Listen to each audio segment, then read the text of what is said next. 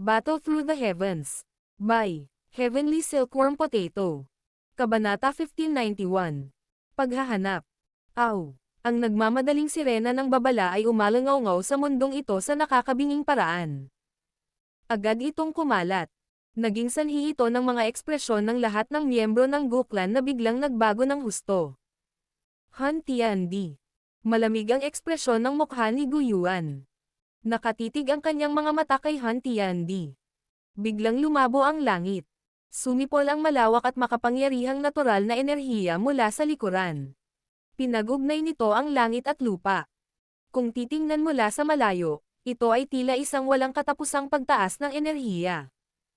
Tuloy-tuloy na umalangaw-ngaw ang ingay ng pag-splash. Ang pagtaas ng enerhiya ay kadalasang nabuo lamang kapag may hindi natural na kababalaghan na nagaganap. Ang kamangha-manghang tanawin na ito ay isang bagay din na hindi maabot ng lakas ng tao.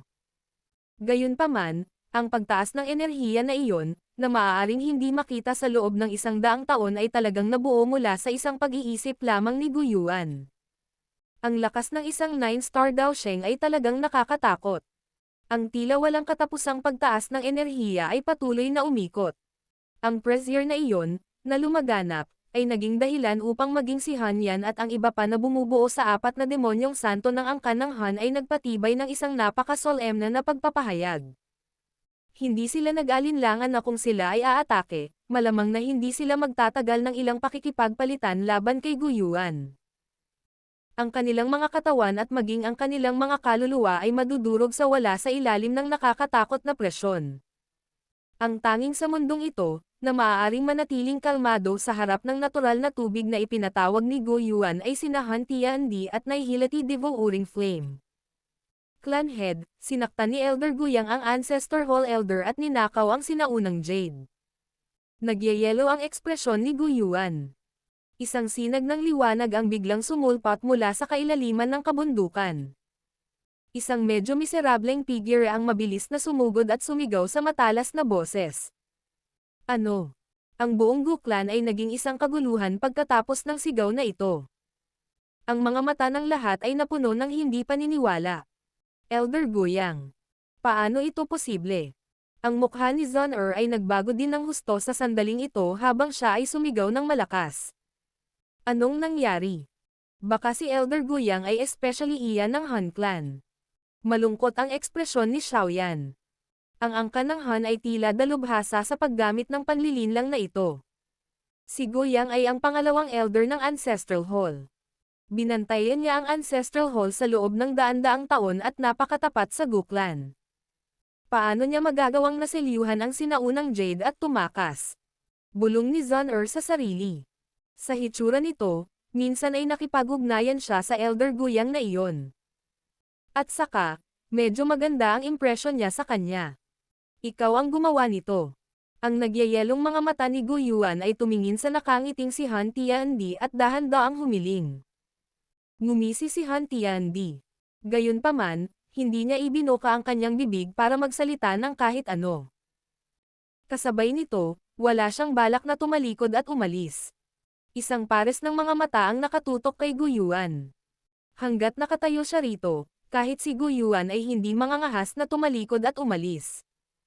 Ito ay dahil naiintindihan ng huli na sakaling umalis siya, wala nang haadlang sa kanya sa lugar na ito. Likas na naiintindihan ni Guyuan ang isip ni Han Tiandi. Mabilis na nawala ang nagyayelong lamig sa mukha niya. Sa antas niyang ito, ang lakas ng kanyang pag-iisip ay kasing solid na ng bato. Kahit na ang pagkawala ng sinaunang Jade ay hindi naging dahilan upang patuloy siyang manatiling galit na galit. Selyuhan ang Gu-realm. Gu Dao, kayong tatlo ang mamumuno sa Black Submerge Army at magsisimula ng paghahanap. Hanapin si Gu Dao. Ibinuka ni Guyuan ang kanyang bibig at umiyak. Tama. Ang tatlong immortal ng Gu-realm ay tumugon kaagad nang marinig ito. Gayunpaman, kagalo pa lang nilang tatlo ng ang 4 na demonyong santo ng angkan ng Han sa likod ni Han Tiandi ay naanod pasulong. Sa hitsura nito, talagang balak nilang pigilan ang tatlo. Hahaha. Guyuan, hindi makakaalis ang mga taong ito. Tumawa si Han Tiandi. Hindi ito isang bagay para sa iyo na magdesisyon. Nagsalita si Guyuan sa malamig na boses. Agad siyang humakbang pasulong. Ang tila walang katapusang energy tide sa likod niya ay agad na umikot ng hindi mapigilan. Ito ay naging 100,000 talampakan na malaking tidal hand habang ito ay humahampas patungo kay Han Tiandi. Ang espasyo kung saan dumaan ang hangin ng palad ay nanginginig ng husto. Ang isang random na strike mula sa isang eksperto ay madaling mapunit ang espasyo. Sa wakas ay hindi mo na kayang kontrolin ang iyong sarili at nais mong lumaban. Gayunpaman, dapat mong malaman na ito ay may kaunting epekto sa akin. Napangiti si Han Tiandi matapos makita ang pag-atake ni Guyuan. Itinaas niya ang palad niya at may nabuong black hole sa palad niya. Lumobo ito sa 100,000 talampakan sa napakabilis na bilis at direktang bomb alot sa buong mundong ito. Nang makita ang madilim na black hole na iyon, maging si Xiaoyan at ang iba pa ay nakaramdam ng lamig sa kanilang mga puso. Hindi sila nag-alinlangan na kung sila ay masangkot dito, maging ang kanilang mga kaluluwa ay maglalaho sa isang iglap. Ang malaking tidal na kamay sa malayong kalangitan ay marahas na bumangga sa black hole. Walang lumilitaw na malakas na tunog. Tanging ang bahagyang gumuho na spatial lines at ang umaapaw na mapangwasak na puwersa ang naruroon. Kung hindi dahil napalakas ang Go Realm sa loob ng libu-libong taon, ang away na ito sa pagitan ng dalawa ay magiging sanhi ng direktang pagkakawatak-watik ng espasyo. Nang makitang talagang inatake ni Guyuan si Han Tiandi, ang mga ekspresyon ni Yan Jin at Lei Ying ay naging bahagyang baluktot. Nagpalitan sila ng tingin bago biglang tahimik na tumango. Ang mga aksyon ng Han Clan ay malinaw na inilagay ang lahat ng mga sinaunang clan bilang kanilang mga target. Dahil nang ahas silang salakayin ng Go Clan sa pagkakataong ito, ang Yan at Lei Clan ay tiyak na makakatagpo ng parehong kapalaran sa hinaharap. Atake! Tunog ang mahinang sigaw ni Yan Jin at sabay-sabay na bumaril ang dalawa. Ang nakakatakot na aura ng isang 8-star Dao Sheng ay diretsyong bumangon sa mga ulap. Ang presyon mula rito ay naging dahilan upang ang espasyo mismo ay naglalabas ng bahagyang paglangit-ngit. Ang lakas mula sa sabay-sabay na pag-atake mula sa kanilang dalawa ay natural na medyo malakas. Pagkatapos ng lahat, maliban kina Guyuan, Han Tiandi at ang Nihility Devouring Flame, malamang na sila ang pinakamalakas na eksperto sa kontinenteng ito. Habang aatake na sana si Yajin Duo, tumawa lang ang Nihility Devouring Flame, na kanina pa nakatayo. Humakbang siya pasulong, tumagos sa espasyo at humarap sa dalawa. Ang Black Flame ay patuloy na pumuputok mula sa loob ng kanyang katawan. Sa wakas, ito ay naging isang pares ng malaking itim na kamao ng dragon na nananatili sa paligid niya. Isang dagandong ng dragon ang yumanig sa kalangitan. Malamig na bamantong hininga si Yan Jin Duo matapos makitang umatake ang Nihility Devouring Flame. Bagamat ang huli ay nakapasok na sa 9-star Dao Sheng na klase, siya ay isa lamang unang 9-star Dao Sheng. Sa kabilang banda, silang dalawa ay advanced 8-star Dao Sheng. Hindi sila mababa sa Nihility Devouring Flame kung sila ay magkapit kamay. Pangunahan ang iba at hinanap ang bundok. Siguradong hindi nakatakas si Goyang. Kunin siya at agawin pabalik ang sinaunang Jade. Si Gu daw sa kalangitan ay may seryosong ekspresyon habang siya ay sumisigaw ng mahigpit. Lahat ng natitirang elder, itayo ang mahusay na porma sayon upang bantayan ang angkan. Aisil ang Gu Realm at ang bulubundukin. Huwag hayaan ang Han Clan ng anumang pagkakataon na makatakas. Ang maraming elder sa langit ay tumugon sa Yushan pagkatapos marinig ang mahigpit na sigaw ni Gu daw. Ang mga labanang iyon sa kalangitan ay nagpaparamdam lamang sa isa't isa ngunit kailangan nilang mag-ingat laban sa anumang nakatagong taktika ng Han Clan. Kaya naman, hindi nila nagawang hatiin ang labis na atensyon sa pagpapahiram ng kamay. Big Brother Qingyang, halughugin ang bundok. Si Zun ay may ganap na seryosong ekspresyon sa sandaling ito. Ang kanyang magagandang mata ay lumingon sa grupo ni Gu Qingyang habang siya ay sumisigaw. Naiintindihan. Agad na kinilala ni Gu Qingyang at ng upper echelons ng Black Submerged Army nang marinig ang utos. Maraming itim na figure ang sumulong na parang balang at pumasok sa hanay ng bundok upang simulan ang 1 pulgada sa bawat pulgadang paghahanap. Naging seryoso ang ekspresyon ni Xiaoyan habang pinagmamasdan ang Guklan na nahaharap sa isang malaking kalaban sa isang iglap. Bagamat ang angkan ng Han ay hindi nagpadala ng isang malaking hukbo sa pagkakataong ito, ang ilang mga tao sa kalangitan ay kumakatawan sa pinakamataas na antas ng angkan ng Han. Ang lineup na ito ay maraming beses na mas malakas kumpara noong inatake nila ang Yao Clan. Bukod dito, naunawaan din ni Xiaoyan na kahit na ang labanan sa langit ay tila kayang sirain ang mundo, ang magkabilang panig ay sinusuri lamang ang lakas ng isa't isa o marahil ay inaantala ang oras. Ang dahilan kung bakit sila naantala ng oras ay malinaw na dahil kay Guiyang. Ang Han Clan ay tila kinakaladkad ang mga bagay hanggang sa magpakita si Guiyang sa kanyang sarili at ibigay sa kanila ang sinaunang Jade habang ang Gu Clan ay nagpapaliban ng oras upang hanapin ang taong iyon at agawin pabalik ang sinaunang Jade. Kaya naman, ang pinakamahalagang salik sa tila matinding laban na ito ay si Guiyang, na nagnakaw ng sinaunang Jade. Zon ano ang lakas ni Guiyang? Napatingin ang mga mata ni Xiaoyan sa bulubunduking ito. Kahit na ang Black Submerged Army ay naghahanap sa buong lugar, walang tugon mula sa kanila kahit hanggang ngayon. Agad siyang kumunot ang noo at nagtanong. Advanced 5-star daw siyang class. Kinagat ni Zon ang kanyang mga ngipin.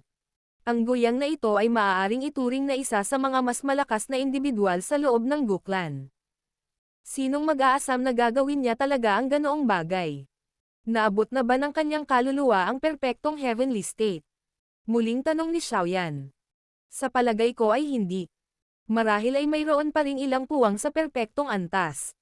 Nag-isip sandali si Zon bago sumagot. Ang pagsasanay sa kaluluwa ng isang tao sa perpektong makalangit na estado ay hindi isang madaling gawain. Tulungan mo akong magbantay. Mabilis na pinaikit ni Xiaoyan ang kanyang mga mata nang marinig ito.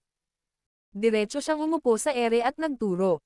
Ang mga sila ay nabuo ng kanyang mga kamay at ang kanyang kaluluwa ay muling sumanib sa Little Yi.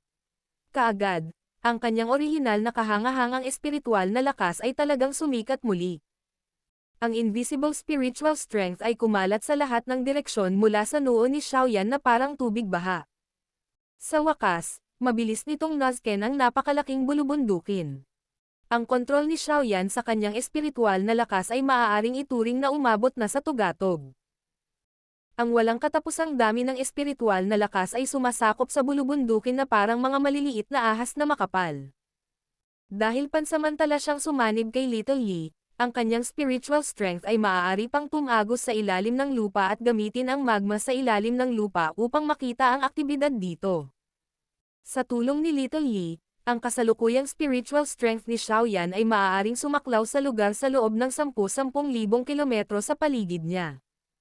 Hanggat hindi pa nakakatakas si Guiyang mula sa bulubunduking ito, magiging imposible para sa kanya na magtago mula sa probong spiritual perception mula kay Xiaoyan. Malabo na nararamdaman ni Zon ang isang uri ng hindi nakikitang espiritual na lakas na tumatagos sa kanyang katawan pagkatapos niyang makita si Xiaoyan na nakaupo. Mabilis siyang lumapit ng ilang hakbang. Ang kanyang mukha ay maingat na pinagmamasdan ang kanyang paligid. Zon hindi natin siya mahanap. Si Gu Qingyang at ang iba ay biglang sumugod mula sa lahat ng direksyon na may pangit na ekspresyon habang si Xiaoyan ay nagsusuri. Nagsalita sila ng may kawalang kasiyahan. Karaniwang hinanap na nila ang buong bulubundukin ngunit hindi pa rin nila matuklasan si Guiyang. Napakunot ng noo si Zon Marahan niyang ikan-away ang kanyang kamay. Ang kanyang magagandang mata ay tumingin kay Xiaoyan. Sa kasalukuyan, ang kanyang ama at ang tatlong dakilang elder ng Gu Clan ay pinigilan ng Han Clan. Kung mahahanap nila si Guiyang ay depende kay Xiaoyan. May naintindihan si Gu Qingyang at ang iba pa matapos makita ang mga mata ni Zon Tahimik silang tumango at hindi umimik para istorbohin si Xiaoyan. Nagpatuloy ang katahimikang ito ng halos 10 minuto. Si Gu Qingyang at ang iba pa ay babalik na sana sa paghahanap sa bundok nang biglang bumukas ang mahigpit na nakapikit na mga mata ni Xiaoyan. Biglang bumagsak ang palad niya sa lupa. Kaagad, biglang sumabog ang isang bundok na 100,000 talampakan ang layo. Umakyat ang mainit na magma mula rito. Ang isang figure ay binaril din mula dito sa isang medyo kahabag-habag na paraan. Guiyang. Mabilis na naging malamig ang mga ekspresyon ni Zun-Er at ng iba pa habang tinitingnan nila ang figurang nagtatago sa magma. Battle Through the Heavens. Kabanata 1592. Pag-agaw sa Jade. Black Submerged Army, hulihin siya. Ang malamig na sigaw ni Zun-Er ay tumunog halos kaagad pagkatapos na lumabas ang figure mula sa loob ng bundok. Hindi niya nakitang hindi pamilyar ang figurang iyon. Spirit Restraining Net. Maraming figure ang lumipad sa kalangitan matapos ang malamig na sigaw ni Zun-Er ay tumunog. Isang maayos na malakas na dagandong ang tumunog habang ang malakas na Daochi ay mabilis na nabuo sa isang malaking Daochi net sa kalangitan. Sa wakas, dumating ang pagpindot sa figurang iyon mula sa lahat ng direksyon. Ang malaking lambat ay naglalaman ng isang espesyal na pagbabago-bago. Kung ang isa ay mahuli sa loob ng web, ang isa ay mahuhulog sa mga kamay ng maraming mandirigma ng Black Submerged Army at mahihirapang makatakas. Explode. Ang figure na iyon ay hindi mukhang natarante sa harap ng malaking energy net. Ang kanyang mga kamay ay bumuo ng ilang mga selyo at 12-dosenang mabangis na hangin ang bumaril. Ang hangin ay patuloy na pumutok sa iba't ibang bahagi ng lambat. Maya-maya, sumipol ang hangin at talagang pilit na ibinalik ang malaking lambat. Pagkatapos nito, nagmamadali niyang inangat ang ulo at tumingin sa malayong kalangitan. Gumalaw ang kanyang katawan at tumaas sa limitasyon ang kanyang bilis habang nagmamadaling patungo sa langit.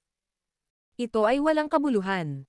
Siya ay lubos na pamilyar sa Black Submerged Army's Spirit Restraining Net. Ang kanyang pag-atake ay ganap na nakatarget sa mga mahihinang lugar sa net. Lumubog ang ekspresyon ni Gu Qingyang matapos niyang makita na ang malaking lambat ng Daochi, na nabuo sa pamamagitan ng pagtitipon ng Daochi ng maraming mandirigma mula sa Black Submerged Army, ay napunit ng napakadali. Guyang, taksil ka. Mabilis na sumugod si Guyang patungo sa langit. Natuklasan din siya ni Gu Daotreo. Mabilis na naging malamig ang mga ekspresyon nila. Gayunpaman, sisalakay na sana sila nang lumitaw sa harapan nila ang 3 sa 4 na santo ng demonyo na parang multo. Ang huling tao ay bumuo ng isang selyo ng kamay at isang 10,000 talampakan na malaking itim na ilaw ang tumalsik mula sa kanyang palad at marahas na nabasag sa defensive light barrier. Ang nakakatakot na lakas ay napunit ng crack line sa defense barrier. Huwag mo siyang hayaang makatakas. Ang langit ay isang ganap na kaguluhan. Ikinaway ni Zun-Er ang kanyang kamay.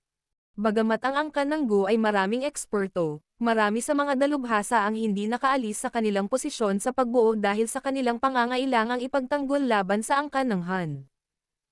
Gayunpaman, sila, nakabilang sa nakababatang henerasyon, ay maaaring kumilos. Si Zun-Er ang unang nagmadaling sumulong pagkatapos ng kanyang pag-iyak. Si Gu Qingyang at ang iba ay nagmamadaling sumunod mula sa likuran. Dapat din tayong lumaban. Si Wu Zuan sa stone platform ng training ground ay nagsalita sa malalim na boses matapos makita ang eksenang ito. Mabilis na gumalaw ang kanyang katawan at kumalat ang malalaking pakpak ng apoy sa kanyang likod. Nagmamadali siyang pumunta sa figure sa langit. Si Wu Ya at ang ilang eksperto mula sa angkan ng yan sa likod niya ay sabay ding sumalakay. Brother Li Dong, ano ang dapat nating gawin? Ang nakababatang henerasyon mula sa angkan ng Lei ay medyo nawalan din ng isip sa pagkabigla ng malaking labanang ito. Saglit na nag-alinlangan si Leon bago nagtanong. Dapat manatili kayong lahat dito. Lalaban ako. Napakunot ng mahigpit si Lei Dong at napasigaw ng mahina. Isang pilak na liwanag ang bumungad sa kanyang katawan. Pagkatapos nito, sumugod siya. Ang ibang mga miyembro ng Lei Clan ay tanging walang magawang tumango nang makita ito. Dahil sa kanilang lakas, malubha silang masasaktan kung hahawakan pa sila ni Guyang. Magiging pabigat ito sa iba. Ang figurang iyon sa langit ay nagmamadali patungo sa crack line na pinunit ng isa sa 4 na demonyong santo ng Han Clan, Han Yan. Gayunpaman, nasa 1,000 talampakan pa siya mula sa crack line nang biglang lumitaw ang 2 malakas na hangin mula sa kanyang likuran. Sila ay walang awa na hamampas patungo sa kanyang mga nakamamatay na lugar. Sa sandaling iyon, maaari lamang niyang ihinto ang kanyang katawan at iwagayway ang kanyang manggas. Nawala ang ilang hangin. Gayunpaman, sa sandaling iyon, ang grupo ni Zon-er ay dumating sa isang iglap at pinalibutan siya. Elder Guyang, bakit ka nakagawa ng gayong rebeldeng gawa? Matigas na sigaw ni Zon-er. Ang kanyang magandang mga mata ay naglalaman ng ilang galit habang nakatingin sa matanda, na nasa isang magulo na estado. Hihihi. Sa tingin mo ba ako ang totoong Guyang? Ang matandang iyon, na nasa gulo, ay hindi sinasadyang tumawa sa kakaibang paraan pagkatapos marinig ang pagsaway ni Zon-er. Ang agwat sa pagitan ng buhok na nakasabit sa kanyang mukha ay nagpakita ng isang pares ng napakalamig na mga mata. Ibang-iba ang mga mata na ito sa pagiging palakaibigan noon. Nanliit ang mga mata ng grupo ni Zon-er. Hindi sinasadyang nakaramdam ng lamig ang kanilang mga puso. Ang Guyang na ito ay talagang elder ng Gu clan. Kung siya ay isang peke, hindi ba ibig sabihin na ang lahat ng mga lihim ng angkan ng Gu sa loob ng maraming taon ay ganap na kumalat sa angkan ng Han? Ang kaluluwa ni Guyang ay pilit na pinagsama sa akin sa mga kamay ni Nihility Sir 100 taon na ang nakalilipas. Namumuhay ako ng nakahiwalay sa mga taon na ito at hindi ako nang ahas na magpakita sa harap ni Gu Yuan at ng iba pa. Sa kabutihang palad, sa wakas ay nagawa kong hintayin ang araw na ito. Kakaibang tumawa si Guyang. Napaatras ang katawan niya matapos tumunog ang boses niya. Kasabay nito, maraming maliwanag na Daochi pillars ang bumaril mula sa palad ng grupo ni Zon-er. Nag-cross sila sa isa't isa at walang awa na hamampes kay Guyang. Ang isang grupo ng mga kabataan ay talagang nagnanais na pigilan ako. Tumawa ng malakas si Guyang.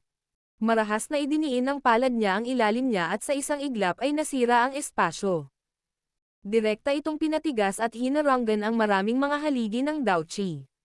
Hihihi. Alis muna ako.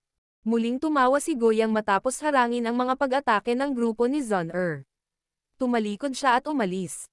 Gayunpaman, ibinabalin niya ang kanyang katawan nang ang isang kamao na naglalaman ng isang kulay rosas na apoy ay direktang pamunit sa espasyo sa kanyang harapan at nabasag sa kanyang dibdib sa bilis na parang kidlat. Ang mainit na hangin ay nagsunog ng depensa ng Daochi sa katawan ni Guyang sa isang kisap mata. May nakitang pulang bakas ng kamay sa kanyang dibdib. Sinusubukang umalis. Sa tingin mo ba napakadali? Umakyat si Xiaoyan sa ere at tumingin sa miserableng mukhang Guyang na may malamig na ngiti.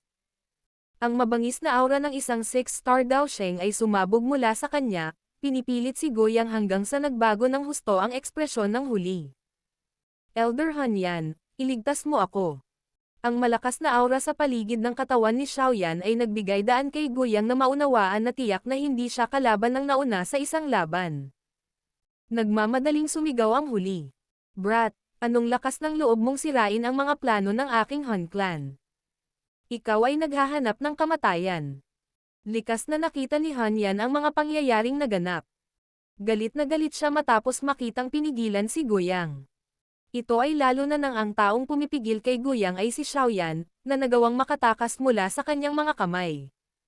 Isang galit na galit ang tumunog at ang daliri niya ay dumiin sa hangin. Isang hindi pangkaraniwang malalim na itim na liwanag ang bumaril. Sa wakas, sumugod ito sa bilis na hindi nakikita ng mata. Withering Death Finger.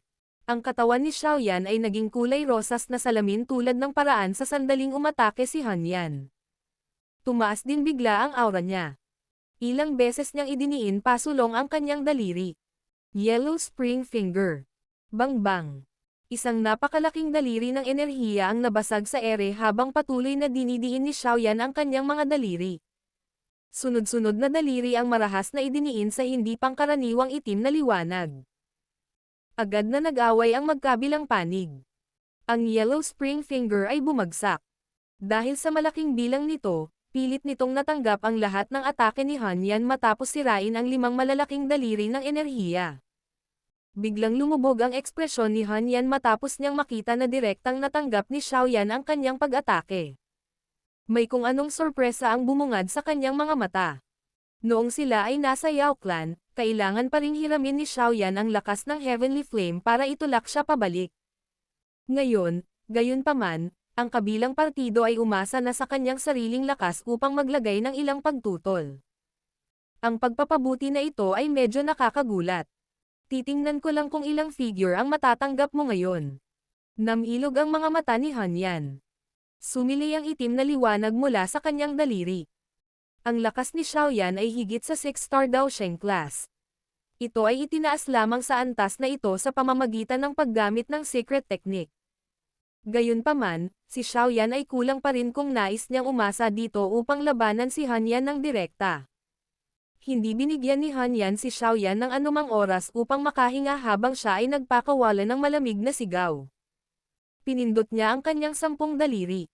Kaagad, 10 itim na ilaw ang bumaril at mabilis na tumama sa siwang ng depensa. Pagkatapos nito, pinuntirya nilang lahat si Xiao Yan. Tumigas ang mga mata ni Xiao Yan habang pinapanood ang eksenang ito. Kinurot niya ang kanyang palad at kumuha ng isang Fire Lotus. Bago pa mabuo ang kanyang Fire Lotus, gayunpaman, isang malakas na figure ang biglang sumugod. Isang suntok ang ibinato at isang tila bundok na parang malawak at makapangyarihang aura ang bumungad pababa. Talagang sinira nito ang 10 itim na sinag ng liwanag. Han Yan, hayaan mo akong makipaglaban sa iyo. Ang pag-atake sa isang miyembro ng nakababatang henerasyon ay hindi nagpapakita na ikaw ay may kakayahan. Gulay, ikaw, ang Black Submerged King, ay hindi gaanong bumuti sa mga taong ito. Bahagyang nabago ang ekspresyon ni Han Yan nang tumingin siya sa bundok na parang mabigat na figure. Black Submerged King. Ang Black Submerged Army Top General. Ang goklan na ito ay talagang maraming eksperto. Nagulat si Xiao Yan habang nakatingin sa likod ng figurang nasa harapan niya. Hindi pa niya nakita ang taong ito sa goklan. Kabataang kaibigan na si Xiao Yan, iiwan ko si Guyang sa iyo. Dapat mong agawin pabalik ang sinaunang Jade. Ang Black Submerged King ay umindayog sa hangin. Nagsalita siya sa malalim na boses nang hindi lumilingon. Pagkatapos nito, humakbang siya at direktang nakipag-away kay Han Yan. Tumanggaw si Xiao Yan. Wala siyang lakas para pansinin ang away ng dalawa. Paglingon niya, tumingin siya kay Guyang, na nasa isang kakilakilabot na kalagayan, na may malamig na ngiti. Si Zon-er at ang iba ay napalibutan din siya at ganap na pinalibutan siya. Pinagmasdan ni Guyang ang nakapaligid sa kanya. Isang mabangis na ekspresyon ang biglang sumilay sa kanyang mukha. Umapak siya sa ere at talagang sumugod ang katawan niya patungo sa energy barrier sa langit. Nanlamig ang mukha ni Xiao Yan matapos makita na ang taong ito ay talagang nagbabalak na pumasok. Ang mainit na apoy ay sumipol mula sa kanya at tumama sa katawan ni Guyang na parang bilis ng kidlat. Nagkalat agad ang dugo at laman. Napuno ng dugo ang katawan ni Guyang matapos harapin ang matinding pag-atake ng grupo ni Xiao Yan. Gayunpaman, lalong tumindi ang bangis at kabaliwan sa kanyang mukha. Ang tila baldado niyang katawan ay nasa 1,000 talampakan pa mula sa harang ng ito ay nagsimula ng mabilis na bumukol. Malapit na niyang sirain ang sarili niya. Agad na nagbago ang ekspresyon ng grupo ni Xiao Yan nang makita ang eksenang ito. Ang self-destruct mula sa isang advanced 5-star Daosheng ay may napakalakas na puwersa. Mabilis na bumagal ang lahat. Bang! Ang katawan ni Guyang ay mabilis na sumabog habang ang grupo ni Xiao Yan ay binawasan ang kanilang bilis. Isang nakakatakot na walang kontrol na marahas na pag-atake ang bumasag sa energy barrier sa isang kisap mata. Sumabog ang enerhiya at biglang lumabas ang dugo. Pagkatapos nito, sumugod sila patungo sa ilang mga battleground sa kalangitan sa isang nakakabaliw na paraan. Nasa loob ang sinaunang Jade. Pigilan mo siya. Agad na nakita ng matatalas na mata ni Xiao Yan ang isang malakristal na sinaunang Jade na kasing laki ng palad na nakabalot sa dugong kumikinang. Ito ay nakakagulat na ang Toshi Ancient God Jade mula sa Guklan. Pinili talaga ng taong iyon na sirain ang sarili para maihatid ang sinaunang Jade. Battle Through the Heavens. Kabanata 1593. Pagkawala ng Jade. Swoosh! Ang maliwanag na liwanag ay parang isang bumabagsak na bituin habang ito ay tumawid sa kalangitan na may bilis na parang kidlat, na umaakit sa mga mata ng lahat ng naruroon. Si Xiao Yan ang pinakamabilis na nag-react. Ang mga pakpak sa likod niya ay biglang pumutok ng mapunit ng pulang ilaw ang energy barrier at tumakas. Sa loob ng ilang kidlat, lumitaw siya sa isang maikling distansya mula sa liwanag ng dugo. Kinulat niya ang kanyang kamay at isang suction force ang lumabas. Ang bilis kung saan lumipad ang pulang ilaw ay lubhang nabawasan. Isang medyo malamig na ungol ang biglang bumaba mula sa langit habang pinipigilan ni Xiaoyan ang pulang ilaw. Kasabay nito, ang sunod-sunod na alon ng mapanganib na pakiramdam ay mabilis na lumabas mula sa kanyang puso. Bang! Isang pakiramdam ng panganib ang lumitaw sa kanyang puso nang biglang lumabo ang liwanag sa itaas ng kanyang ulo. Maya-maya pa, ang langit sa itaas ng ulo ni Xiaoyan ay biglang sumabog. Isang puting jade na parang kamay ang iniabot mula sa langit.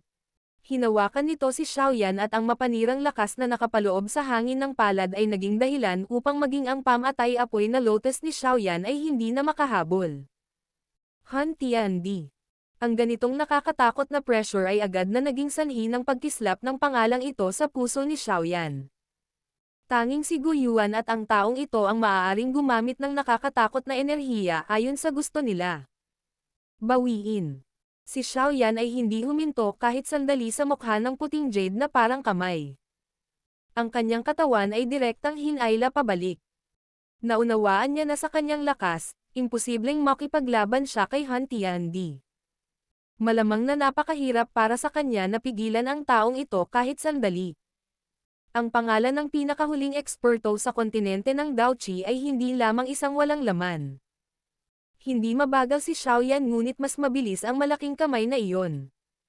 Direkta nitong pinunit ang espasyo at humawak pababa. Gayunpaman, ang espasyo sa paligid ng Xiaoyan ay nagiba ng matindi nang ang malaking kamay ay malapit nang humawak pababa. Kaagad, isa pang malaking palad ang napunit sa espasyo at marahas na nabangga sa malinaw na puting malaking kamay. Bang! Mabangis na nagbanggaan ang dalawa. Mabilis na nagwasak ang isang bagyo ng pagpuksa. Ang ekspresyon ni Xiaoyan ay lubhang nagbago nang maramdaman ang nakakatakot na bagyo. Nagmamadaling umatras ang kanyang katawan dahil natatakot siyang makaladkad sa laban. Han Tiandi, dahil gusto mong magsimula ng digmaan, sasamahan ka ng aking Goklan hanggang sa wakas. Ang mahigpit na sigaw ni Guyuan, na tila malabong naglalaman ng bakas ng galit, ay umalangaw-ngaw sa kalangitan pagkatapos magbanggaan ang malalaking kamay. Hahaha. Dapat ay binigkas mo ang mga salitang ito noon nang ang angkan ng Xiao ay nawasak ng aming angkan ng Han.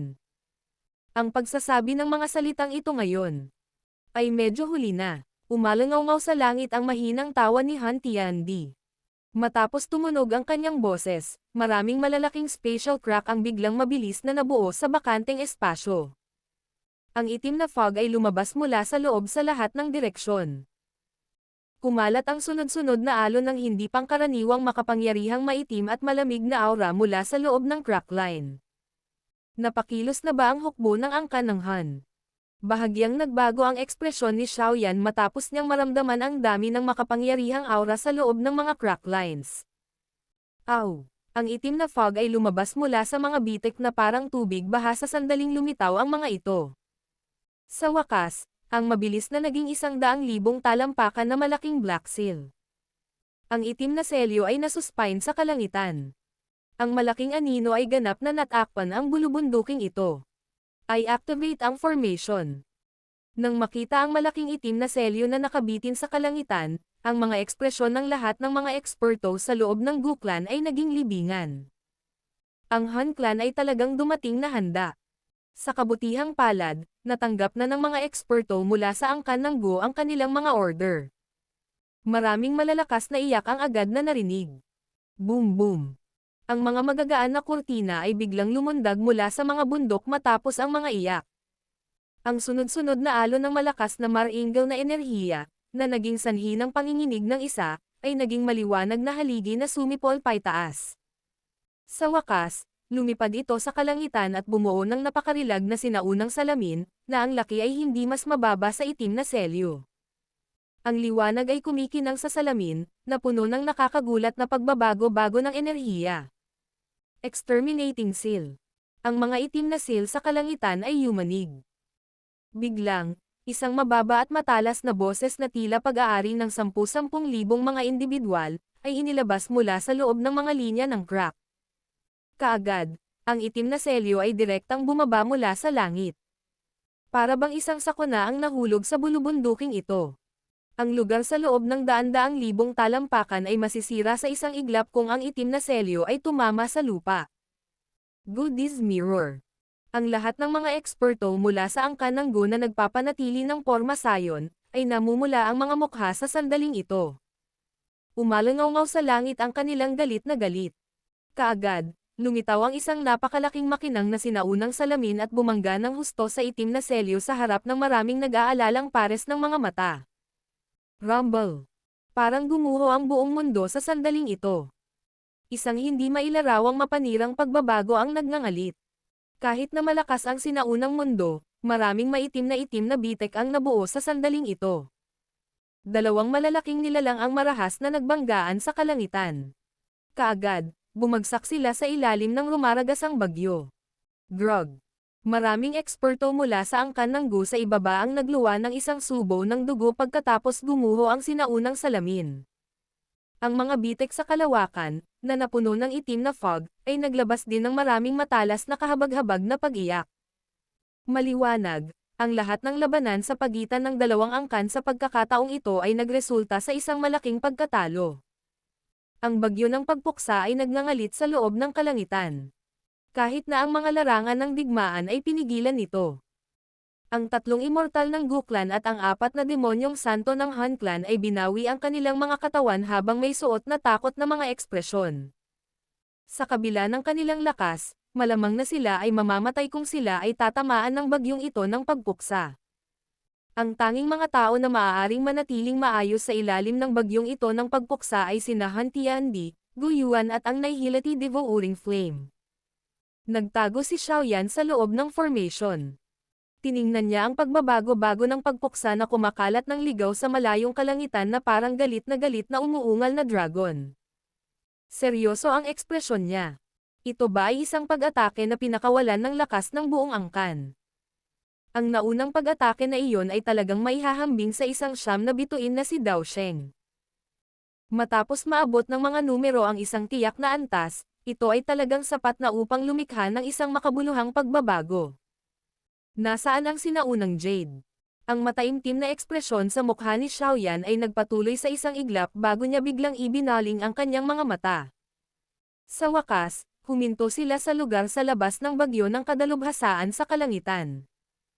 Ang mahinang pulang ilaw ay malabo na nakikita sa lugar na iyon. Habang nakita ni Xiaoyan ang posisyon ng sinaunang Jade, biglang umatras ang Nihility Devouring Flame, nagusot pa rin sa isang labanan sa mga pinuno ng angkan ng Lei at Yan clans. Ang lugar sa likod niya ay ang lokasyon ng sinaunang Jade. Pigilan mo siya. Balak niyang agawin ang sinaunang Jade. Nagmamadaling sumigaw si Xiaoyan na may pagbabago sa ekspresyon nang makita ang eksenang ito. Nagkaroon ng bahagyang pagbabago sa ekspresyon sina Lei Ying at Yan Jin matapos marinig ang sigaw ni Xiaoyan. Agad na sumugod ang kanilang mga katawan. Lightning Calamity Palm. Descending Flame Mysterious Finger. Sabay-sabay na nagpakawala ng matinding atake ang dalawa habang gumagalaw ang kanilang mga katawan. Isang napakalaking kidlat na palad at nakasisilaw na apoy na kumikinang sa walang laman na espasyo sa bilis na hindi matukoy ng mata at mabilis na nagmadali patungo sa Nihility Devouring Flame. Medyo malamig ang ekspresyon ng Nihility Devouring Flame habang kinakaharap niya ang matatalim na pag-atake mula sa kanilang dalawa. Gayunpaman, hindi siya umiwas. Sa halip, nanginginig ang kanyang katawan. Hindi mabilang na mga itim na spiral ang lumitaw sa paligid niya. Bang bang bang. Isang nakakatakot na pag-atake ang biglang dumating. Ang makapal na nakaimpake na black hole ripple ay patuloy na sumasabog. Bagamat nahadlangan ng black hole ang bilis ng pag-atake, isa lamang itong paraan para maantala ang oras. Sa sandaling ganap na bumagsak ang mga itim na butas, ang palad ng kidlat at ang daliri ng apoy ay agad na dumapo sa likod ng Nihility Devouring Flame. Isang nakakatakot na lakas ang sumabog sa likod ng Nihility Devouring Flame. Ang itim na apoy ay pumutok sa lahat ng direksyon. Kahit na sa sobrang lakas ng Nihility Devouring Flame, hindi niya sinasadyang sumuray-suray matapos hampasin ng malakas ni Lei Ying at Yan Jin. Namutla rin ang kanyang katawan. Sa tulong ng puwersang ito, Lumitaw ang kanyang katawan sa pulang ilaw sa isang iglap. Lumaki ang kanyang bibig at nilunok ang sinaunang jade sa kanyang bibig. Ang Nihility Devouring Flame ay tumawa ng malakas pagkatapos na dumapo sa kanyang mga kamay ang sinaunang jade. Ang apat na demonyong santo mula sa angkan ng Han ay sumugod at binantayan siya. Ang kanilang mga mata ay maingat na nakatingin kina Lei Ying at Yanjin, na humahabol. Hihihi. Natalo ka na ba hanggang sa mabusog ka? Magtiwala ka na tiyak na babalikan kita nitong hampas ng palad ngayon ng maraming beses. Ang ekspresyon ng Nihility Devouring Flame ay naging madilim at malamig habang nakatingin kay Lei Ying at Yanjin at tumawa sa kakaibang boses. Ang mga ekspresyon ni Lei Ying at Yanjin ay hindi pangkaraniwang pangit. Hindi inaasahan na ang pinagsamang dalawa ay hindi napigilan ang Nihility Devouring Flame. Sa halip, pinayagan nila ang huli na agawin ang kanyang sinaunang jade. Tara na. Ang Nihility Devouring Flame ay hindi nagtagal pagkatapos mahawakan ang sinaunang jade.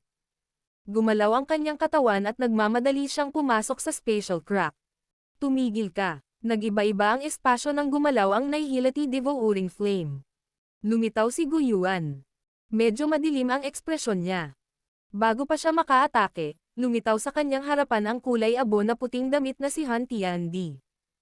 Natanggap niya ang pag-atake ni Guyuan sa pamamagitan ng isang pitik ng kanyang kamay. Pagkatapos nito, ang kanyang katawan ay naanod pabalik. Ang itim na fog ay lumundag mula sa spatial crack sa likod niya. Isang malaking itim na selyo ang muling nabuo. Nanginginig ang katawan ni Guyuan habang nakatingin sa itim na selyo na nabuo. Ang mga eksperto mula sa angkan ng Gu sa ibaba ay nagmamadaling bumuo ng sinaunang salamin sa pagtatangkang depensahan laban sa nakamamatay na pag-atake mula sa angkan ng Gu nang makita ito. Guyuan, sinabi ko na ang Gu clan ay nawalan ng pinakamagandang pagkakataon upang labanan ang Han clan ng ang Shao clan ay nawasak. Si Han Tiandi ay tumawa ng mahina habang nakatingin sa madilim na Guyuan at dahan-daang sinabi. Ang Toshi Ancient God Mansion sa huli ay mapupunta sa kamay ng aking Han clan. Guyuan, asenso ako sa level na iyon, magtiwala ka sa akin. Ang sinaunang jade ay nahahati sa 8 piraso. 5 lang ang nakuha mo sa kanila. Hindi na kailangang kumilos sa ganoong kasiyahang paraan. Sumigaw si Guying sa malamig na boses. Ganun ba? Isang kakaibang ngiti ang lumitaw sa mukha ni Han Tiandi pagkatapos niyang marinig ito. Agad siyang nagsalita ng mahina. Ang mga pinuno ng angkan ng Lei at Yan ay umalis sa kanilang mga angkan. Sa tingin mo ba ay hindi makukuha ng angkan ng Han ang gayong pagkakataon? Ano? Nanginig ang katawan ni Lei Ying at Yanjin nang marinig ang mga salitang ito. Ang kanilang mga ekspresyon ay naging lubhang seryoso. Hindi kaya sinalakay din ng Han clan ang Yan at Lei clans habang inaatake ang Gu clan. Bahagyang ngumiti si Han Tiandi sa harap ng pagkagulat nilang dalawa. Dahan-dahan siyang umatras sa spatial crack line kasama ang Nihility Devouring Flame at ang iba pa. Kahit si Guyuan ay hindi nang ahas na basta-basta umatake sa ilalim ng pagpigil mula sa malaking black seal. Tama. Ang mga mata ni Han Tiandi ay biglang lumingon kay Xiaoyan, na nasa porma sayon, nang malapit nang mawala ang kanyang katawan sa crack line. Ikaw si Xiaoyan, tama ba? Ang sinaunang jade ng Shao clan ay dapat nasa iyong mga kamay. Makalipas ang kalahating buwan, sa Burial Sky Mountain Range. Dalhin ang sinaunang jade kung gusto mong iligtas ang iyong ama. Si Han Tiandi ay ganap na nawala sa spatial crack matapos ang kanyang boses ay dahan-daang tumunog. Ang malaking itim na selyo sa kalangitan ay nanginig bago dahan-daang naglaho. Battle Through the Heavens. Kabanata 1594. Talakayan. Ang buong bulubundukin ay kakaibang tahimik habang pinagmamasdan ng lahat ang spatial crack sa kalangitan na unti-unting isinasara. Maraming eksperto sa angkan ng Gu ang may malungkot na ekspresyon. Kahit na ang Gu clan ay hindi nawasak ng Han clan tulad ng Ling clan, nawala pa rin sa kanila ang sinaunang jade. Mula sa isang tiyak na pananaw, ang Gu clan ay dumanas ng malaking pagkatalo sa pakikipaglaban sa Han clan. Unti-unting nawala ang liwanag sa buong bundok. Sa wakas, tuluyan na itong nawala. Buti na lang at may tamang utos. Kung hindi, Ang buong bulubundukin ay naging alikabok sa labanan. Ito ay maituturing na malaking kawalan sa angkan ng Go.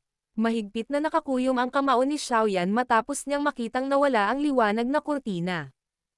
Talagang pinaplano ng Han Clan na gamitin ang kanyang ama para ipagpalat ang sinaunang Jade.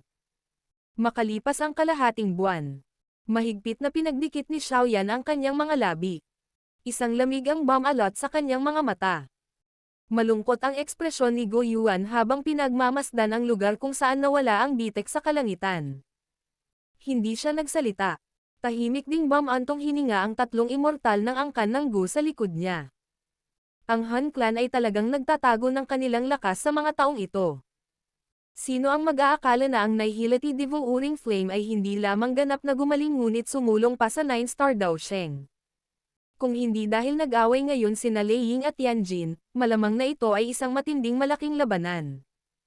Matapos mawala ang angkan ng Han, biglang lumiwanag ang mga singsing sa daliri ni Lei Ying at Yan Jin habang nakatayo sila sa kabilang panig.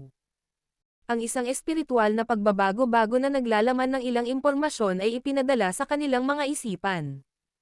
Naging madilim at malamig ang kanilang mga ekspresyon nang maramdaman nila ang impormasyong ito. Nawala ng Lei Clan ang sinaunang Jade nito. Ang angkan din ng Yan. Ang mga mukha ng tatlong immortal ng angkan ng Go ay kumaibot ng hindi sinasadya matapos marinig ang kanilang mga salita. May ilang pagkabigla sa kanilang mga mata.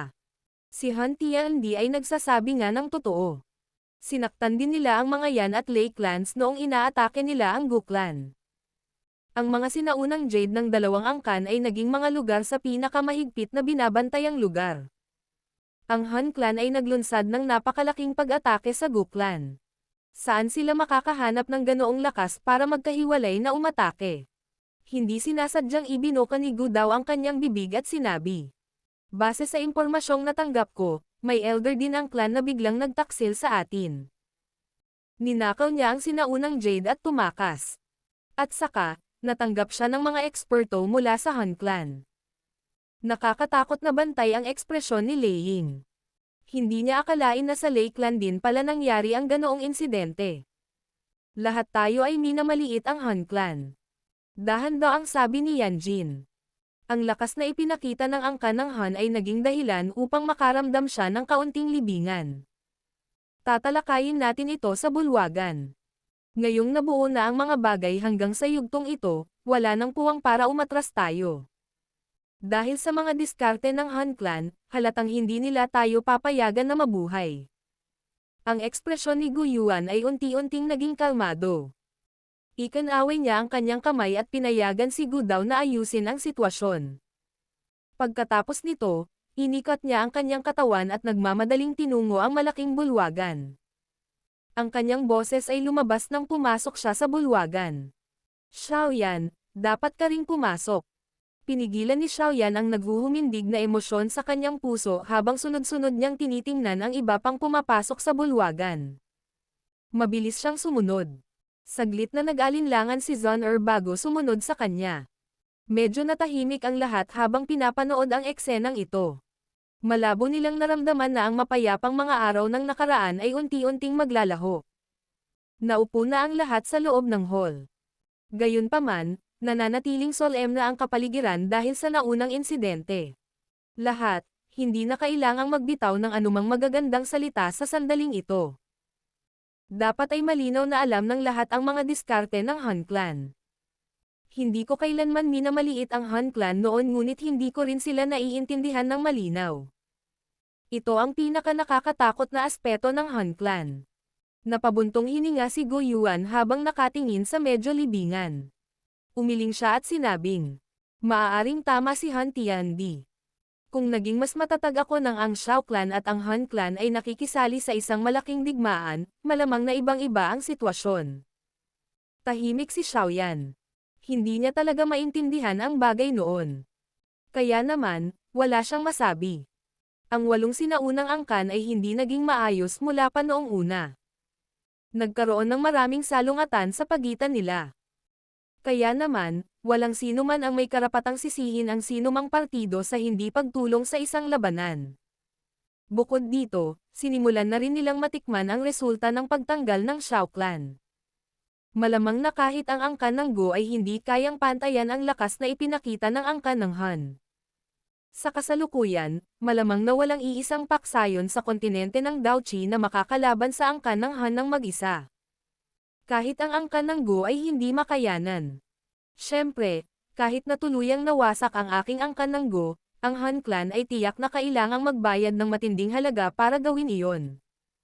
Seryoso ang ekspresyon ni Go Yuan habang nagsasalita siya. Ang malaking labanan ngayon ay maaaring ituring na isang paunang palitan sa pagitan ng dalawang angkan. Bagamat hindi lumitaw ang hukbo ng Han clan, nagpakawala pa rin ito ng pag-atake sa buong spatial crack. Gayunpaman, ang pinakamahirap na tao na haharapin ay si Han Tiandi at ang Nihility Devouring Flame. Ang huli ay malubhang nasugatan niya noon. Walang makapag-isip na hindi lamang siya ganap na nakarecover kundi nakapasok pa sa 9-star Daosheng class. Sa ganitong paraan, ganap niyang nasira ang mahinang ekwilibriyo ng magkabilang panig. Kapwa sila ni Han Tiandi ay nasa advanced 9-star Daosheng class. Walang gaanong gap sa pagitan nila. Maliban kung sila ay nakikibahagi sa isang tunay na pakikibaka sa buhay at kamatayan, walang sino man ang makakagawa ng anuman sa isa. Kung idinagdag ang Nihility Devouring Flame, hindi niya magagawang makipaglaban sa kanilang dalawa kasama ng kanyang lakas. Sa makatuwid, ang pagbuo ng isang alyansa ay ang tanging paraan upang makitungo sa angkan ng Han. Ang Nihility Devouring Flame ay minsan nang lumamon ng isang haring tuling, kaya, siya ay nagtataglay ng kakayahan ng angkan ng tuling. Sa paningin ng angkan ng Han, tayo, ang mga sinaunang angkan, ay katumbas ng tagsibol ng kanilang bloodline. Maaaring hindi masaya ang lahat sa katayuang ito. Dahil iyon ang kaso, iisa lang ang landas na tatahakin natin. Ito ay upang sirain ang angkan ng Han. Isang may sensinang pagnanasa sa pagpatay ang biglang umusbong sa loob ng bulwagan matapos ang mga salita ay tumunog. Nagdulot ito ng bahagyang lamig ng balat. Elder Guyuan, ibig mong sabihin. Isang alyansa para labanan ang Han clan. Tanong ni Lei Ying. Walang ibang pagpipilian kundi ito. Ang lakas na ipinakita ng Han clan ngayon ay napakahusay. Bukod dito, walang nakakaalam kung may iba pang trump card sa loob ng Han clan. Talagang nahihirapan ang isang tao na hawakan ang misteryosong clan na ito. Dahan-daang sabi ni Guyuan. Natahimik sina Lei Ying at Yanjin. Kung ito talaga ang kaso, ito ay isang ganap na kapahamakan para sa kanilang mga angkan. Tiyak na hindi nila hahayaan na maging bloodline spring ang kanilang clan sa mata ng Han clan. Posible ang usapin ng isang alyansa. Sa kasalukuyan, ang Han clan ay nagtataglay na ng 7 sa 8 piraso ng jade. Kung makukuha nila ang huling piraso, malalaman nila kung saan matatagpuan ang Toshi Ancient God Jade at mabuksan ito. Nabalitaan na ang kuweba ay may sikreto na umabant sa Daodi class. Kung si Han Tiandi ay pinahihintulutan na makuha ito, marahil ay hindi siya uusad sa klase ng Do, ay umabot sa 10,000 taon. Dinilaan ni Yanjin ang kanyang bibig at sinabi. Sa oras na iyon, ang buong kontinente ay ganap na mahuhulog sa ilalim ng kontrol ng Han clan. Natahimik ang lahat. Kung talagang umunlad si Han Tiandi sa antas na iyon, malamang na lahat sila ay mawawalan ng anumang kakayahang gumanti. Sa harap ng maalamat na Daodi, kahit na ang mga sinaunang angkan ay hindi dapat banggitin. Sa oras na iyon, malamang na madali niyang maalis ang lahat ng mga sinaunang angkan sa pamamagitan ng pitik ng kanyang kamay. Dapat nasa Xiaoyan ang huling piraso ng jade, tama ba? Biglang lumingon ang mata ng lahat kay Xiaoyan. Narinig nilang lahat ang mga salitang binitawan ni Han Tiandi bago siya umalis. Bahagyang napangiwi si Xiaoyan sa harap ng maraming pares ng mga mata. Nagsalita siya sa malalim na boses. Dapat kong iligtas ang aking ama. Mahina ang boses ni Xiaoyan ngunit may hindi matitinag na katatagan sa loob nito.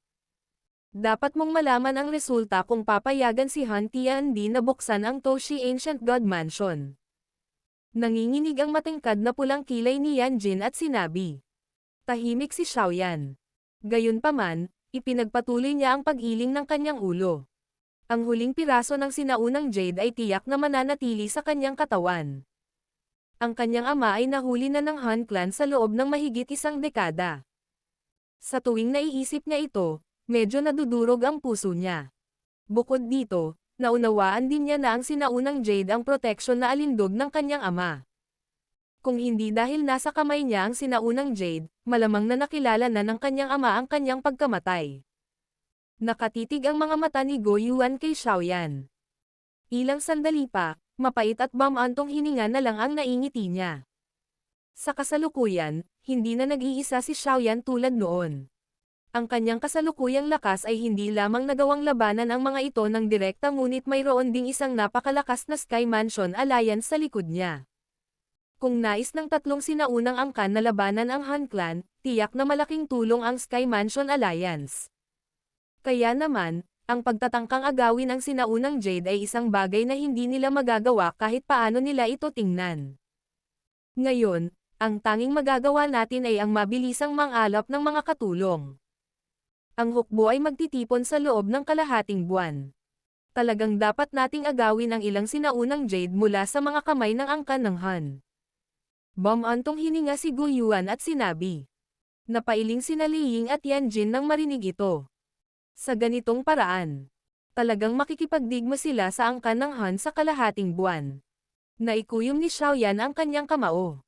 Isang nagyayelong malamig na kamay ang naglahad mula sa kanyang tabi at hinawakan ang kanyang braso. Nilinggan niya ang kanyang ulo at sinulyapan si Zhang sa tabi niya. Bigla siyang tumingin kay Go Yuan at sinabing, Tito Go, alam mo ba kung mayroong anumang paraan na maaaring magpapahintulot sa ninuno ng Xiao Clan, Xiao Zuan, sa Heavenly Tomb na mabuhay muli? Naramdaman ni Gu Yuan, Lei Ying at ng iba pa sa hall na nanginginig ang kanilang mga kamay nang marinig ang mga salitang Xiao Zuan. Ang pangalang iyon ay patuloy na nakatanim ng malalim sa kanilang isipan kahit na lumipas ang libu-libong taon. Iyon ang tanging tao na muntik nang makapatay kay Han Tiandi sa maraming taon na lumipas. Mula sa isang tiyak na punto ng pananaw, si Xiao Zuan sa Heavenly Tomb ay isang fragment lamang ng kaluluwa.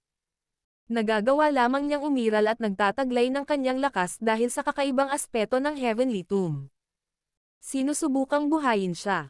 Natatakot ako na ito ay imposible. Bamantong hininga si Go Yuan at sinabing kung posible na buhayin si Xiao Zuan, hindi nila mahihirapang harapin si Han Tiandi. Ang mga mata ni Xiaoyan ay agad na nagpakita ng pagkabigo nang marinig ito. Natahimik siya sandali bago nagsalita muli. Gusto kong makapasok muli sa Heavenly Tomb. Maaari ko bang malaman kung may paraan si Tito Go? Nagulat si Gu Yuan. Saglit siyang nag-alinlangan bago dahan-daang tumanggo. Kung pipilitin mong gawin ito, mapapasok kita. Marahil, mahahanap mo si Xiao Zuan at tingnan kung mayroon siyang anumang paraan para buhayin ang kanyang sarili. Battle Through the Heavens. Kabanata 1595.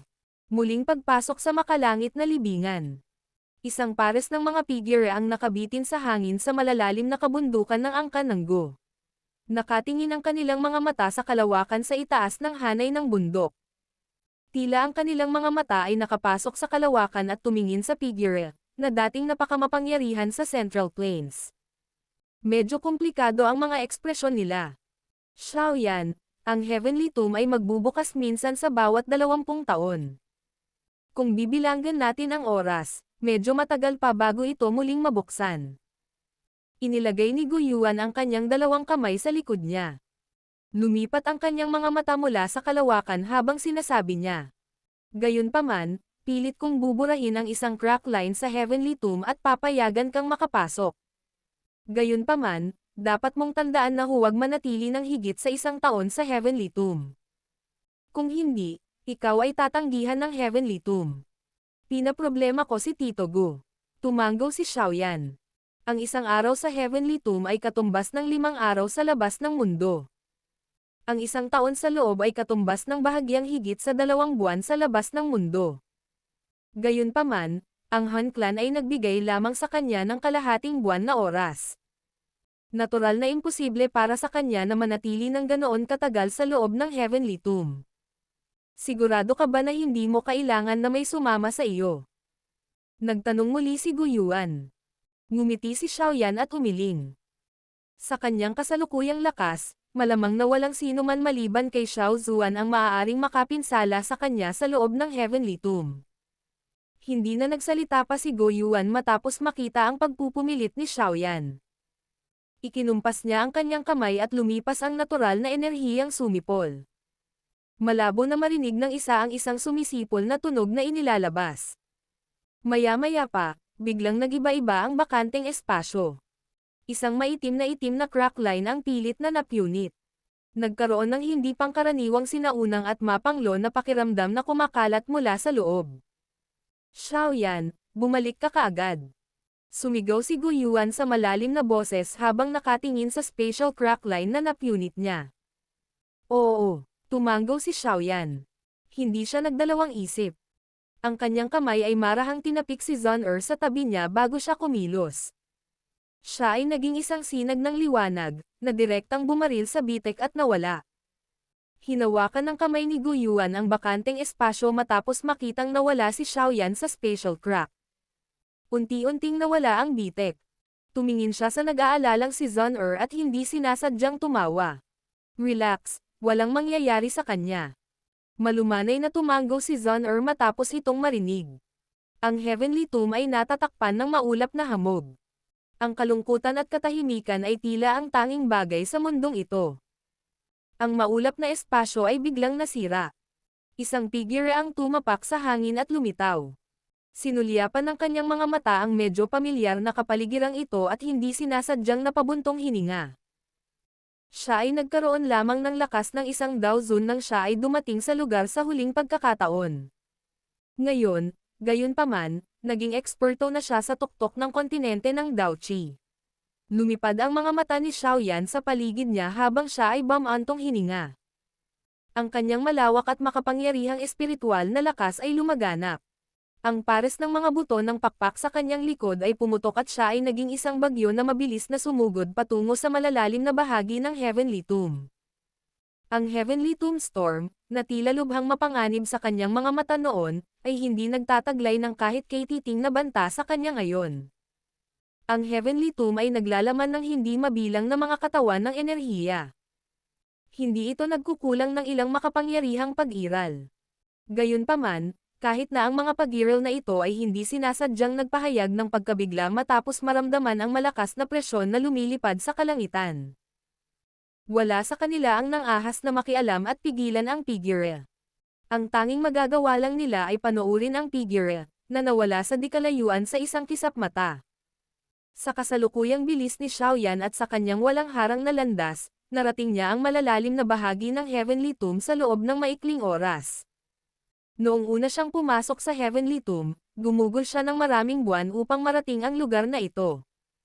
Isang figure ng tao na nakasuot ng kulay dugong baluti ay nakaupo sa isang matayog na halijing bato sa isang magulong guho na lugar sa loob ng Heavenly Tomb.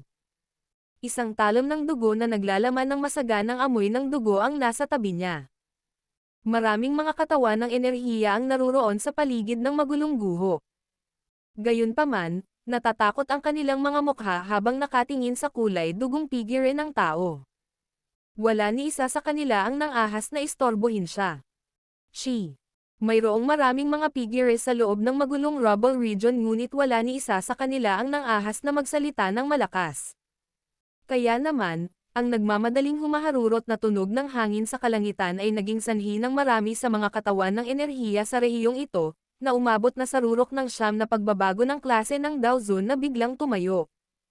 Nagpakita ang kanilang mga mata ng malamig na kislap habang nakatingin sila sa direksyon kung saan nanggaling ang humahanggos na hangin. Ito ang teritoryo ng Saint Zudao. Sino ang nangahas na kumilos sa gayong kapangahasan? Ang kulay dugong nakabaluti na mga figure ng tao ay nagbukas ng kanyang mga mata habang ang mga katawan ng enerhiya ay nagsiwalat ng matinding kislap. Kumunat ang noo niya at tumingin sa direksyon kung saan nanggaling ang tunog. Kaagad, isang malamig na singhot ang tumunog.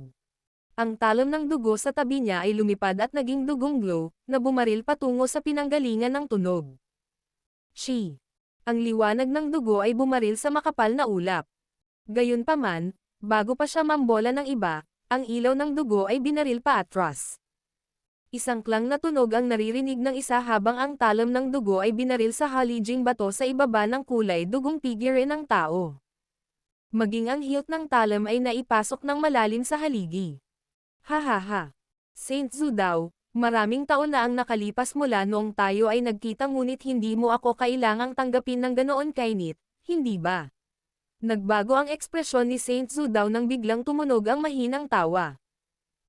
Kaagad, isang payat na figure ang tumapak sa walang laman na hangin at dahan-daang lumitaw sa kanyang harapan. Ang medyo pamilyar na batang mukha na iyon ang naging dahilan ng pagkagulat ni Saint Zhu daw. Tao ito. Anong masarap na laman? Ang mga nakapalibot na katawan ng enerhiya ay namumula ang mga mata matapos makita ang figurang ito. Puno ng kasakiman ang mapupulang mga mata nila. Ang ilan sa mga matatapang ay hindi sinasadyang humakbang pasulong. Ikaw ay ang maliit na tao mula sa angkan ng Xiao noon. Tumingin si Saint Zhu daw sa batang figure at biglang nanlaki ang kanyang mga mata.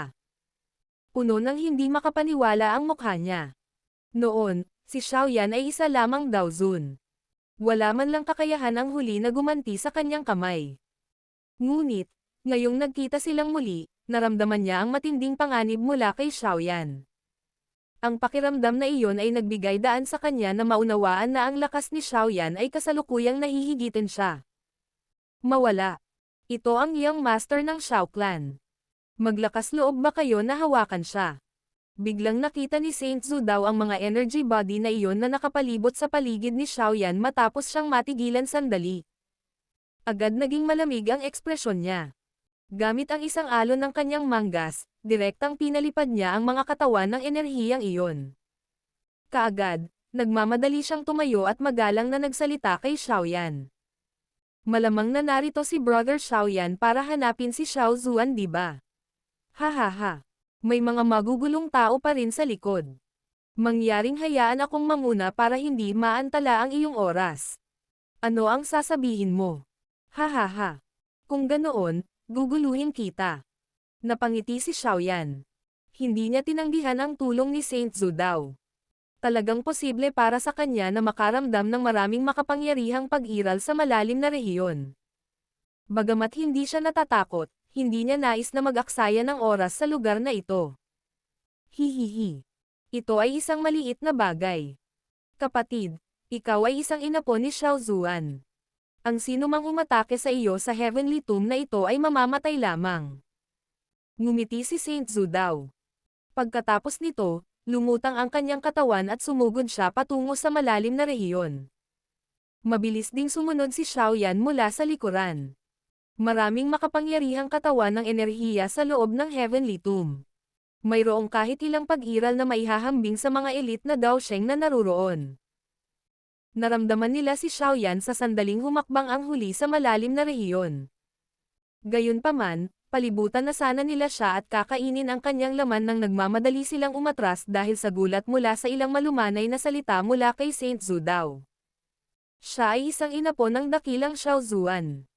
Ang mga simpleng salita ay naging sanhi ng mga overlord-level energy body exists sa loob ng Heavenly Tomb na magkaroon ng pagbabago sa ekspresyon dahil sa pagkabigla. Lahat sila ay tumalikod at tumakas ng mas mabilis kaysa sa iba pa. Ang mga matandang demonyong ito ay umiral sa loob ng Heavenly Tomb sa hindi kilalang bilang ng mga taon. Malinaw nilang naunawaan kung sino ang pinuno ng Heavenly Tomb. Naglakad si Xiaoyan sa pinakamalalim na bahagi ng Heavenly Tomb na walang harang sa pangunguna ni Saint Zhu daw. Muli niyang nakita ang sinaunang libingan na nakita niya noon sa isang tiwangwang na kapatagan. Kapatid, aalis na ako. Hindi nang ahas si Saint Zhu daw na humakbang pasulong matapos marating ang isang lugar na 10,000 talampakan mula sa libingan. Marahan siyang nagsalita kay Xiaoyan bago yumuko at dahan-daang umatras. Ang kanyang mukha ay puno ng labis na takot at paggalang mula pa noong una. Pinagmamasdan ni Xiaoyan ang libingan sa di kalayuan. Hindi niya sinasadyang napahagulgol. Ang ninuno na ito ng Xiao Clan ay talagang isang napakahusay na tao.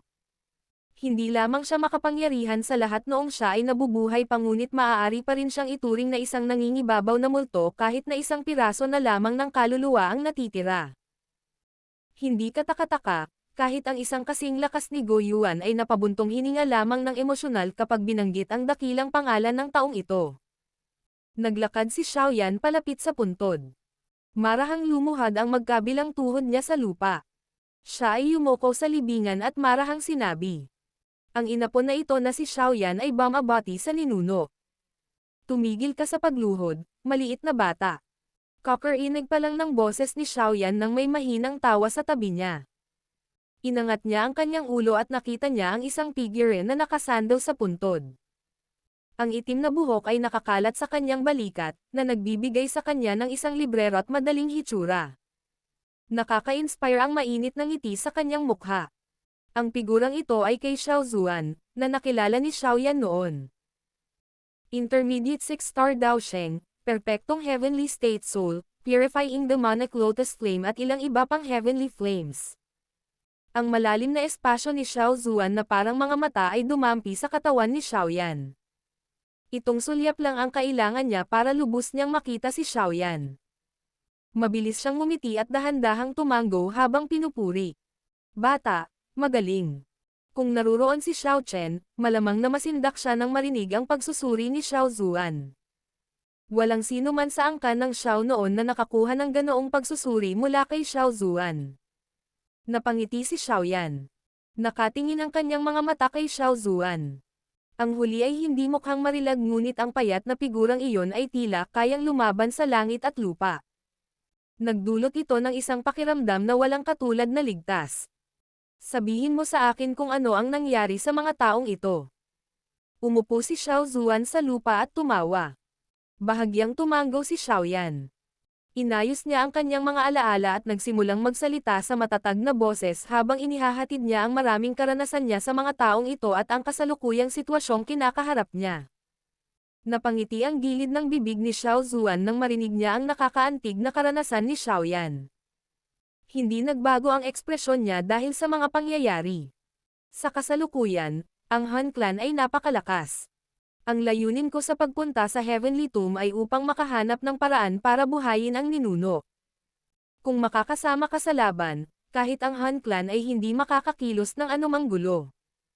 Ang mga mata ni Xiaoyan ay puno ng pananabik habang nakatingin kay Xiao Zuan at sinabi.